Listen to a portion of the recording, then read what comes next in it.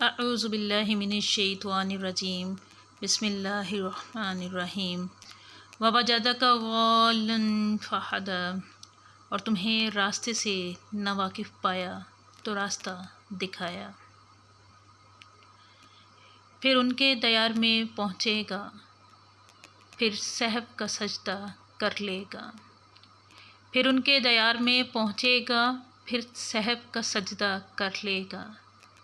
इस दिल पे कौन भरोसा कर ले, हर रोज़ मुसलमान होता है। अस्सलाम वालेकुम स्टूडेंट्स, उम्मीद बखैर।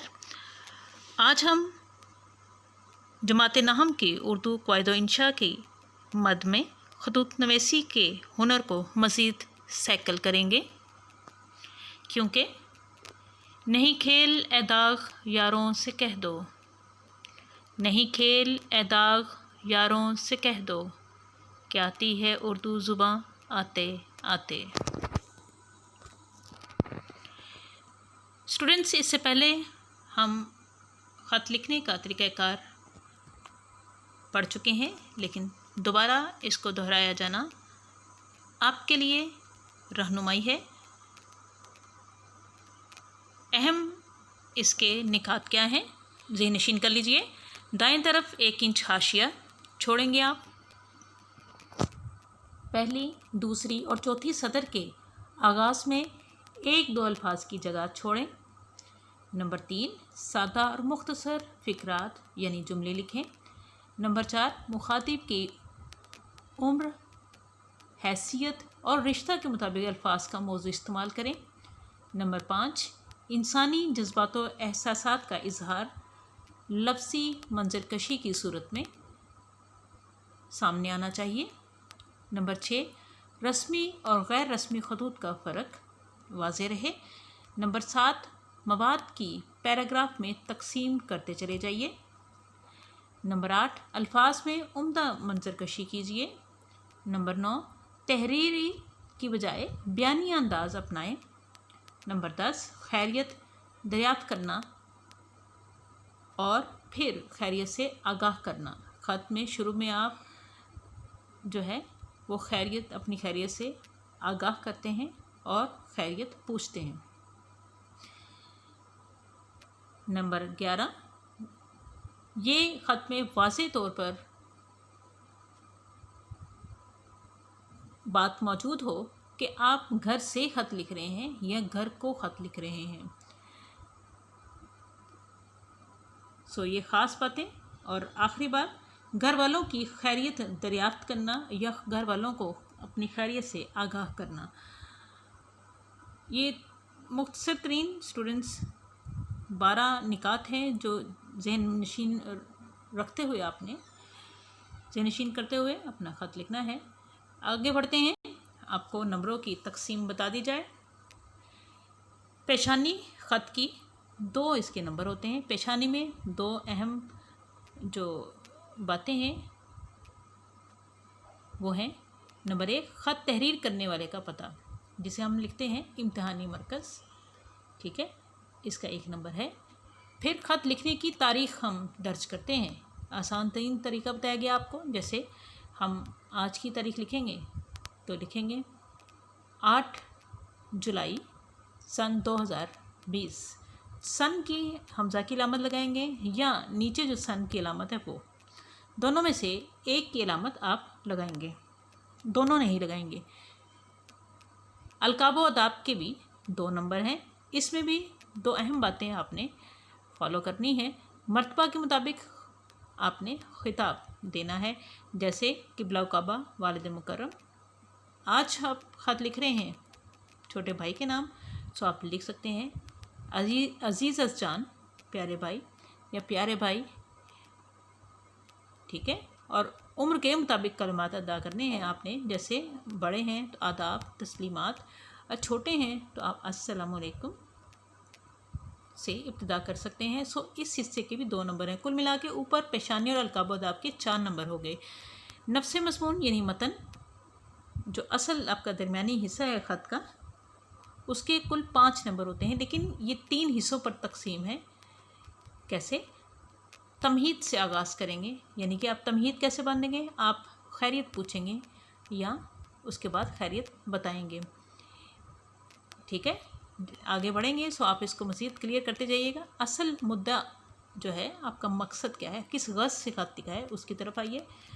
जैसे आप छोटे भाई को ख़त लिखने जा रहे हैं तो आप अपने मकसद की तरफ आएंगे कि उसको अच्छी सोहबत इख्तियार करने की नसीहत कर रहे हैं और पढ़ाई की तरफ तवज्जो दिलाने की कोशिश कर रहे हैं। सो आप अपने मकसद की तरफ आ जाएंगे। तकमील मज़मून, मौज़ूअल अल्फाज़ में आप अपने मज़मून को तकमील देंगे, मुकम्मल करेंगे। जैसे आप लिखेंगे कि अपनी पढ़ाई की तरफ तवज्जो दें, बुरी सोहबत से बचें। ठीक है, आप अपने ख़ानदान वालों को क्या मुंह दिखाएंगे अगर नाकामी का सामना हुआ, पेपर आपके यानी इम्तिहान सर पर हैं। सो ये मज़मून की तकमील है। जैसे एक कहानी अपनी तकमील की तरफ आती है, इसी तरह आपके ख़त का नफ्सी मज़मून भी तकमील की तरफ आएगा। और आखिरी जो है इसका हिस्सा है स्टूडेंट्स, चौथा हिस्सा हमारे ख़त का है, वो इख्तितामिया है। इख्तितामी कलमात या दुआ लिखना इसका 1 नंबर है, जो मैंने पहले भी अर्ज़ किया था स्टूडेंट्स कि आप इसको इग्नोर कर देते हैं, भूल जाते हैं, लापरवाही बरतते हैं। सो ध्यान दीजिएगा, मुनासिब दुआया कलमात अदा करेंगे। ठीक है, जैसे आप ये छोटे भाई के नाम ख़त है, सो लिखा जा रहा है, इससे साबित हो रहा है कि लिखने वाला घर में मौजूद नहीं है, घर को ख़त लिख रहा है। सो यहाँ वालिदा की खिदमत में सलाम अर्ज़ किया जा सकता है, छोटे भाई को प्यार कहा जा सकता है। सो ये इख्तितामिया होगा। सो कुल मिला के स्टूडेंट्स 10 नंबर का ये आपका ख़त है। अब अंदाज़े तखातुब की तरफ आते हैं। अगर आप बड़े को ख़त लिख रहे हैं तो एहतराम व ताज़ीम के हवाले से किबला, काबा, मोहतरमी आप जनाब इस्तेमाल कर सकते हैं। अगर आपका हम उम्र है तो बेतकल्लुफ़ी से तुम, तुम्हारे, अरे, कुछ भी आप ऐसे इब्तिदा बेतकल्लुफ़ी से इब्तिदा कर सकते हैं। लेकिन अगर छोटे को ख़त लिख रहे हैं तो मोहब्बत अमेज़, नसीहत अमेज़ होना चाहिए। सो वो उस लिहाज से आप प्यारे, अज़ीज़ जान, बरादरम कुछ भी लिख सकते हैं। सो आगे बढ़ते हैं स्टूडेंट्स। ये आपके सामने ख़त का एक फॉर्मेट है जो पहले भी आपको दिया गया है। सो इसको फॉलो कीजिएगा। इम्तिहानी मरकज़, ठीक है, फिर आप मौजूदा तारीख़ लिखिए, फिर आप अपना जो मौजूदा ख़त का उन्वान है उसको तहरीर कीजिए, फिर आपके खैरियत से आगाही या खैरियत मतलूब या खैरियत मौजूद के हवाले से आपने जो लाइन लिखनी है वो ये है। फिर आप अपने नफ्सी मज़मून को पैराग्राफिंग उसकी करते जाएंगे, जैसे आपके सामने मौजूद है कि इस तरीके से आप पैराग्राफ करते जाएंगे। और आखिरी जो आपकी इख्तितामिया है स्टूडेंट्स, वो है अम्मी जान का क्या हाल है, इनकी खिदमत में आदाब, छोटे को प्यार। ये इख्तितामिया है, ये दुआया कलमात हैं जिसका 1 नंबर है। फिर इख्तिताम करेंगे वस्सलाम, आपका भाई, अलिफ ख़त्मा, बे ख़त्मा, जीम। सो ये आपका फॉर्मेट है, ये आपका मुस्तकिल आपको दिया गया है ताकि आप कोई भी आपके मज़ीद कोई हो, कोई भी ख़त हो, इसको इस फॉर्मेट पे आप बिठा सकते हैं। आगे देखिए स्टूडेंट्स, ये आज का ख़त जो आपको दिया गया है छोटे भाई के नाम, अब ये सारा आपके सामने है, आपकी किताब में मौजूद है, लेकिन आपने उसी फॉर्मेट के मुताबिक इसको अपनी कॉपीज़ पे तहरीर करना है। ठीक है, मैं इसका सिर्फ नफ्स मज़मून पढ़ूँगी और बताऊँगी। देखिए अंदाज़े तखातुब भी देख लीजिए, नवीद मियाँ, निदाइया, अस्सलामुअलैकुम ख़त्मा आना चाहिए। सो यहाँ भी देखिए बेतकल्लुफ़ी से छोटे भाई को मुखातिब किया गया है, नवीद मियाँ। ठीक है, आप भी इसी तरह मुखातिब कर सकते हैं। आपका ख़त आया, पढ़कर खुशी हुई कि आप अब सेहतयाब हो गए हैं। देखिए खैरियतनामा पूछा जा रहा है। अब्बू जान का मकतूब भी मौसूल हुआ कि नवीद को तालीमी एहतियात की ज़रूरत है। देखिए मकसद की तरफ आ गए, जिसका मतलब ये है कि आप दिल लगाकर पढ़ते लिखते नहीं और ऐसे दोस्त पैदा कर रखे हैं जो शरीफ कम और आवारा ज़्यादा हैं। याद रखिए, ऐसे दोस्तों की सोहबत तालीम में नाकामी और अखलाक में पस्ती का मौजब होती है। मौजब वजह बनती है, सबब होती है। अपने आप को संभालो, خوب محنت کرو اور پاکیزہ اخلاق سیکھو تاکہ نہ صرف اپنی ذلت و رسوائی سے بچ جائیں بلکہ آپ کے بزرگوں پر بھی کوئی حرف نہ آئے. حرف نہ آئے یعنی ان کی بھی ذلت نہ ہو، بے عزتی نہ ہو. نوید پھر ندائیہ کی علامت ہے. آپ میرے چھوٹے بھائی ہیں، مجھے حق پہنچتا ہے کہ سزا دوں. اب دیکھیے یہ کہاں آ رہا ہے، یہ تکمیل مضمون ہے. مواد یہ آپ کا جو مقصد ہے، جو غرض سے بات کر رہے تھے، وہ اب مکمل ہونے کی طرف آ رہی ہے. اختتامیہ سے پہلی لائن ہے، ٹھیک ہے، تکمیل مضمون.